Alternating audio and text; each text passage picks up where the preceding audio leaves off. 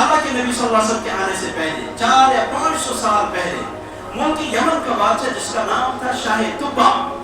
شاہ طبا اس بادشاہ کا نام تھا، یہ یمن سے نکلا تھا، یمن سے نکل کر مدینہ منورہ پہنچا اور اس کا نگر جماعت تھی، بہت بڑی جماعت تھی اور جتنے لوگ اس کے ساتھ تھے وہ تمام عالم تھے، علماء کی جماعت تھی اور یہ بڑے بڑے عالم تھے، تورات کے، اور 400 علماء اس کے ساتھ موجود تھے جو یمن سے نکلے تھے مدینہ منورہ کے سفر کے لیے۔ جب مدینہ منورہ یہ قافلہ پہنچا ہے،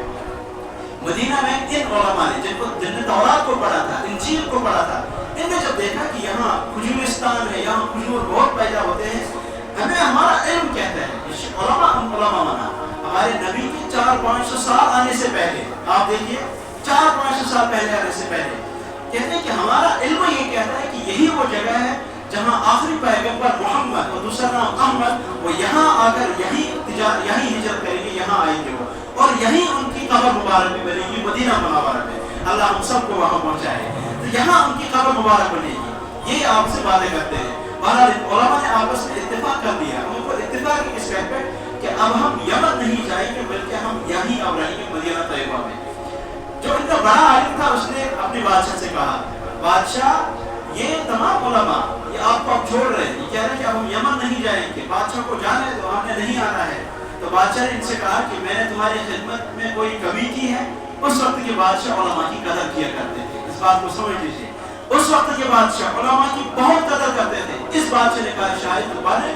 میں نے تمہاری قدر دانی میں کوئی کمی کی ہے، تمہیں خوش کرنے میں کوئی کمی کی ہے؟ تو اس عالم نے کہا کہ نہیں آپ نے کمی نہیں کی، اصل میں ہم نے یہ جگہ دیکھی تو ہمارا علم کہتا ہے کہ آخری پیغمبر یہی آئیں گے، جب وہ یہاں آئیں گے ہم ان پر ایمان لے کر آئیں گے۔ یہ 400 علماء ہیں۔ تو اس شاہ طبا نے کہا بہت اچھی بات ہے، تو پھر ایک کام کرو میں تمہارے مکان بناتا ہوں۔ اس نے 400 مکان مدینہ طیبہ میں بنائے، 400 سال پہلے اللہ کے نبی کے آنے سے پہلے 400 مکان بنائے ہیں ان علماء کے لیے۔ ایک اور مکان بنایا، کہا یہ اسی آخری پیغمبر کے لیے جس کا تورات میں تذکرہ ہے، جس کا تورات میں نام ہے محمد الرسول اللہ۔ ایک مکان الگ سے بنایا۔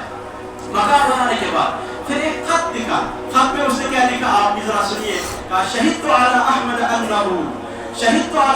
انہ رسول من اللہ باری النسمی، وہ خدا ہے جس نے بغیر نقشے کے پورے کائنات کو بنایا ہے اور آپ اسی کے، وہ خدا ہے آپ اسی کے مصطفیٰ ہیں۔ یہ محمد کے لیے تعریف کر رہا ہے۔ دوسرا شعر لکھا لو كنت عمري الى عمره لكنت وزيرا له وابن عمي